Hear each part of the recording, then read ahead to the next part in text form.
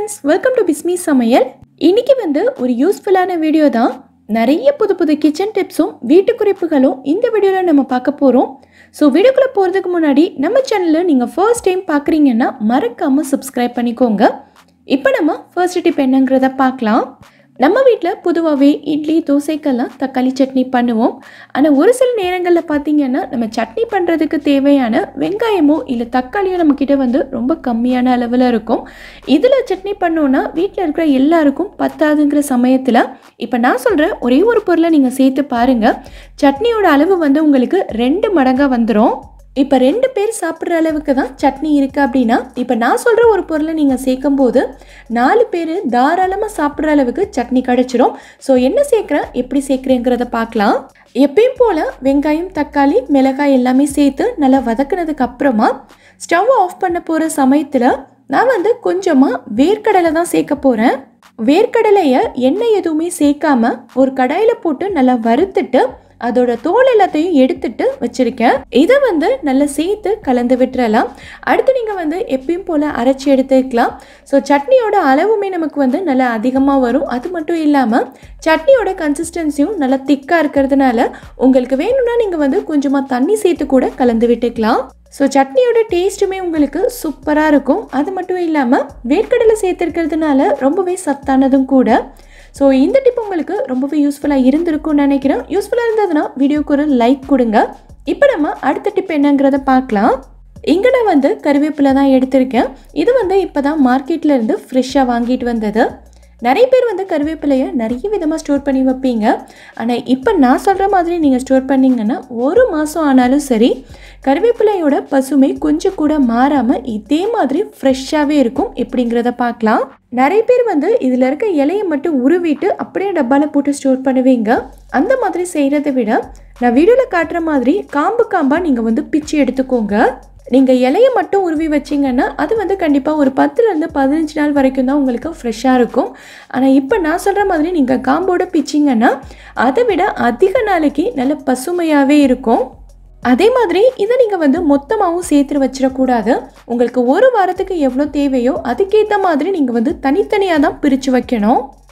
இதை வந்து நான் இன்றைக்கி ஆடி யூனிராப்ஸோட பேப்பர் ஃபாயில் எடுத்து சுற்றிக்கிறேன். இது இல்லை அப்படின்னா நீங்கள் வந்து சாதாரண டிஷ்யூ கூட யூஸ் பண்ணிக்கலாம். அப்படி இல்லைன்னா ஒரு க்ளீனான காட்டன் கிளாத் கூட எடுத்துக்கலாம். ஸோ இந்த மாதிரி பிரித்து வச்சுட்டு ஒவ்வொரு நாளும் உங்களுக்கு எவ்வளோ தேவையோ அதுக்கேற்ற மாதிரி எடுத்து யூஸ் பண்ணிக்கலாம். கண்டிப்பாக ஒரு 3லேருந்து 4 வாரம் வரைக்கும் நல்ல ஃப்ரெஷ்ஷாகவே இருக்கும். ஸோ ட்ரை பண்ணி பார்த்துட்டு எனக்கு கமெண்ட்டில் சொல்லுங்கள். பொதுவாகவே நம்ம எல்லாருக்குமே பூண்டை உரிக்கிறதுனாலே கொஞ்சம் கஷ்டமாக தான் இருக்கும் இல்லையா?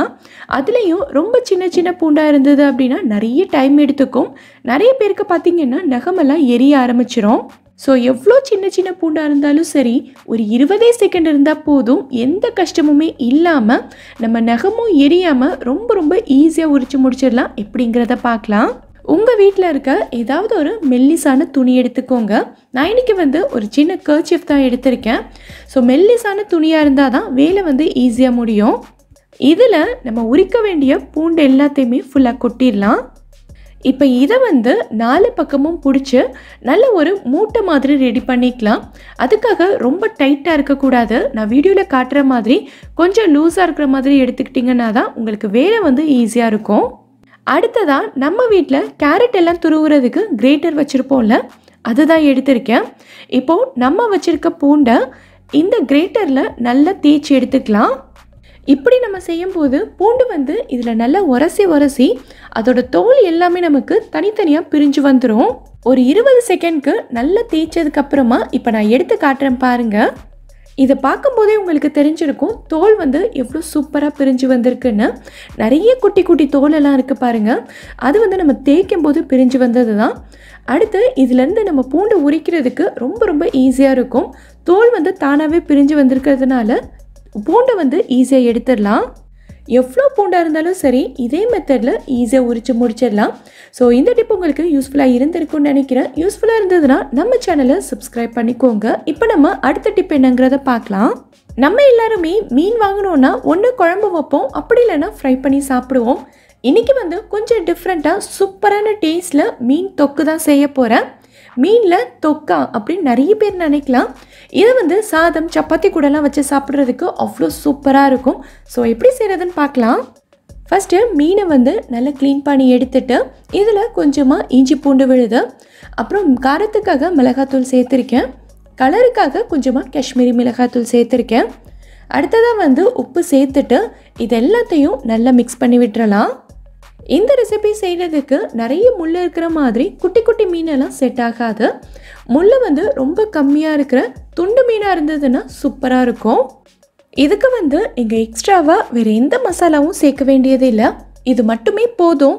ஸோ நல்லா மிக்ஸ் பண்ணி விட்டதுக்கப்புறமா இதை வந்து ஒரு 20 நிமிஷத்துக்கு நல்லா ஊற விட்டுக்கலாம்.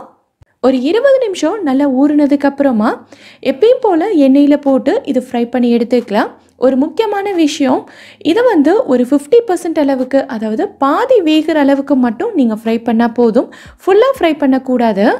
மீனில் வந்து நிறைய முள் இருக்குது அப்படின்னா இந்த டைமில் நீங்கள் வந்து முள் எல்லாத்தையும் தனியாக பிரித்து எடுத்துடலாம். என்னோடதில் வந்து அதிகமாக முள் இல்லை, ஸோ நான் அப்படியே தான் வச்சுருக்கேன். இப்போ அடுத்து ஒரு மிக்ஸி ஜாரில் நான் வந்து 4 வெங்காயம் எடுத்திருக்கேன், நல்ல பெரிய சைஸ் வெங்காயம். இதை வந்து ரஃப்பாக கட் பண்ணி எடுத்திருக்கேன். இதை நம்ம மிக்ஸி ஜாரில் சேர்த்து நல்லா அரைச்சி எடுத்துக்க போகிறோம். நம்ம இப்போ தொக்கு பண்ணுறதுனால இதை கட் பண்ணோன்னா ரொம்ப குட்டி குட்டியாக கட் பண்ணணும். ஸோ நமக்கு வந்து நிறைய டைம் எடுக்கும். மிக்ஸி ஜாரில் சேர்த்து அரைச்சோன்னா ரொம்ப ஈஸியாகவும் இருக்கும். அதே சமயம் நமக்கு டக்குன்னு வெங்காயம் வந்து வதங்கி வந்துடும். இதை வந்து இப்போ நம்ம அரைச்சி எடுத்துக்கலாம். இதை அரைக்கும் போது நம்ம ரொம்ப நைஸாக பேஸ்ட் அளவுக்கு அரைச்சிடக்கூடாது. இப்போ நான் வீடியோவில் காட்டுறேன் பாருங்கள், இந்த அளவுக்கு கொஞ்சம் குறைன்னு இருக்கணும். அப்போ தான் இது சாப்பிட்றதுக்கு நல்லாயிருக்கும். ரொம்ப பேஸ்ட்டாக இருந்ததுன்னா அந்த அளவுக்கு நல்லா இருக்காது. இப்போ அடுத்ததாக நம்ம வந்து தொக்கு ரெடி பண்ணிடலாம். நம்ம மீன் பொரிக்கிறதுக்கு யூஸ் பண்ண அதே எண்ணெயை தான் இப்போ நான் தொக்கு செய்கிறதுக்கும் யூஸ் பண்ணியிருக்கேன். இப்போ இதில் வந்து 4 கிராம்பு, 2 ஏலக்காய், அப்புறம் 2 பட்டை, ஒரே ஒரு பிரியாணி இலை சேர்த்துக்கிறேன். இந்த பட்டை கிராம்பு எல்லாமே நல்லா பொரிஞ்சு வந்ததுக்கப்புறமா நம்ம அரைச்சி வச்சுருக்க வெங்காயத்தை இதில் சேர்த்து நல்லா வதக்கிக்கலாம். நம்ம வெங்காயத்தை அரைச்சி எடுத்துருக்கிறதுனால இது வந்து சீக்கிரமாகவே நல்லா வதங்கிடும்.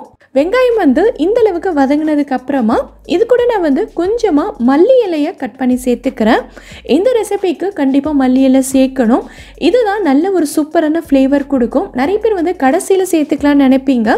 ஸோ இந்த டைமில் நீங்கள் வந்து கொஞ்சமாக சேர்த்து வதக்குனாதான் அதோட ஃப்ளேவர் வந்து ரொம்ப சூப்பராக இருக்கும். கூடவே 1 டீஸ்பூன் அளவுக்கு இஞ்சி பூண்டு விழுது சேர்த்துட்டு இது எல்லாத்தையும் நல்லா வதக்கிடலாம். இஞ்சி பூண்டில் இருக்க பச்சை வாசனைலாம் போயிட்டு எண்ணெய் பிரிஞ்சு வரணும், அது வரைக்கும் நல்லா வதக்கி விட்டுக்கோங்க. அடுத்ததாக நம்ம வந்து தக்காளி சேர்க்க போகிறோம். நான் இன்றைக்கி வந்து 4 பெரிய சைஸ் தக்காளி எடுத்து கொஞ்சம் ரஃபாக சாப் பண்ணி மிக்சியில் போட்டு அரைச்சிக்க போகிறேன்.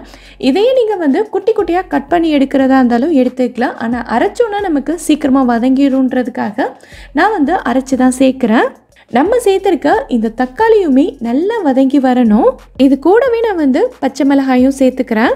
இந்த அளவுக்கு நல்லா வதங்கினதுக்கு அப்புறமா நம்ம வந்து மிளகாய் தூள் சேர்த்துக்கலாம். உங்கள் காரத்துக்கு ஏற்ற மாதிரி நீங்கள் வந்து மிளகாய் தூள் சேர்த்துக்கோங்க. கலருக்காக நான் வந்து கொஞ்சமாக காஷ்மீரி மிளகாய் தூளும் சேர்த்துருக்கேன்.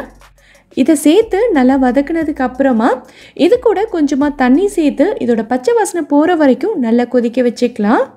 ஒரு 2 நிமிஷத்துக்கு நல்லா கொதிச்சதுக்கு அப்புறமா நம்ம ஃப்ரை பண்ணி எடுத்து வச்சிருக்க மீனை இதில் சேர்த்து நல்லா கலந்து விட்டுக்கோங்க.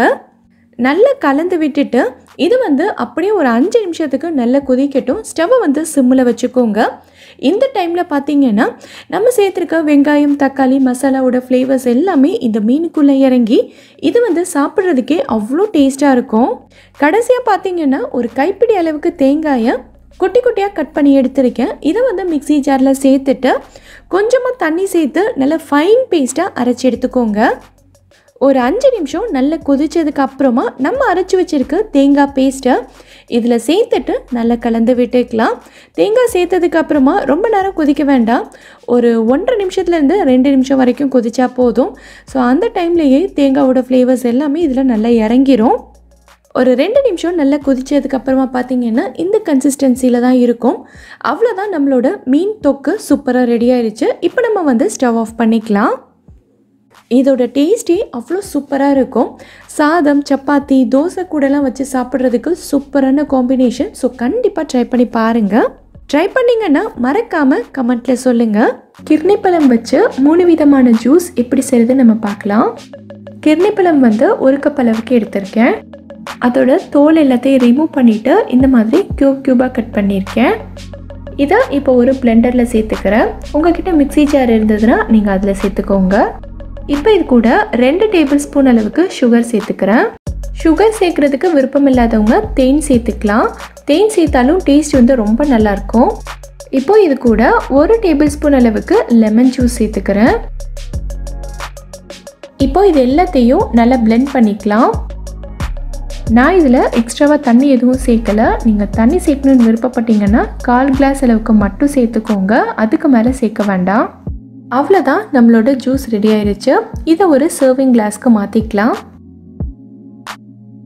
மேலே கார்னிஷிங்காக கொஞ்சமாக கட் பண்ண பாதாம் சேர்த்துக்கிறேன். இப்போது இன்னொரு டைப் கிர்னிப்பழ ஜூஸ் எப்படி செய்யுதுன்னு பார்க்கலாம். 1 கப் அளவுக்கு கட் பண்ண கிர்னிப்பழம் எடுத்திருக்கேன். இதை பிளெண்டரில் சேர்த்துக்கிறேன். இது கூட 2 டேபிள் ஸ்பூன் அளவுக்கு நன்னாரி சிரப் சேர்த்துக்கிறேன். நம்ம வந்து நன்னாரி சிரப் சேர்த்து ஜூஸ் செய்யும்போது அதோட ஃப்ளேவர் வந்து இன்னும் நல்லாயிருக்கும். இப்போ இது கூட 1/2 டேபிள் ஸ்பூன் அளவுக்கு சுகர் சேர்த்துக்கிறேன். நம்ம சேர்த்த நன்னாரி சிரப்லேயும் சுகர் இருக்கும். ஸோ உங்களோட இனிப்புக்கு ஏற்ற மாதிரி நீங்கள் சேர்த்துக்கோங்க. இப்போது இது எல்லாத்தையும் நம்ம பிளெண்ட் பண்ணிக்கலாம். அவ்வளோதான், நம்மளோட ஜூஸ் ரெடி ஆயிடுச்சு. இதை ஒரு கிளாஸ்க்கு மாற்றிக்கலாம். மேலே வந்து கார்னிஷிங்காக கொஞ்சமாக கட் பண்ண பாதாம் சேர்த்துக்கிறேன். இப்போது அடுத்த வெரைட்டி நம்ம பார்க்கலாம். 1 கப் அளவுக்கு கட் பண்ண கிர்னிப்பழம் எடுத்திருக்கேன். இதை இப்போது பிளெண்டரில் சேர்த்துக்கிறேன். இது கூட 2 டேபிள் ஸ்பூன் அளவுக்கு சுகர் சேர்த்துக்கிறேன். இது கூட கொஞ்சமாக மேங்கோ ஐஸ்கிரீம் சேர்த்துக்கிறேன். மேங்கோ ஐஸ்கிரீம் தான் சேர்க்கணுன்னு கிடையாது. உங்ககிட்ட வெண்ணிலா ஐஸ்கிரீம் இருந்ததுன்னா நீங்கள் அது கூட சேர்த்துக்கலாம். இப்போ இது கூட 1/2 கப் அளவுக்கு சில்லுன்னு இருக்க பால் சேர்த்துக்கிறேன். பால் வந்து நல்லா கெட்டியாக இருக்கிற மாதிரி பார்த்து சேர்த்துக்கோங்க, அதுதான் நல்லாயிருக்கும். இப்போது இது எல்லாத்தையும் நம்ம பிளெண்ட் பண்ணிக்கலாம்.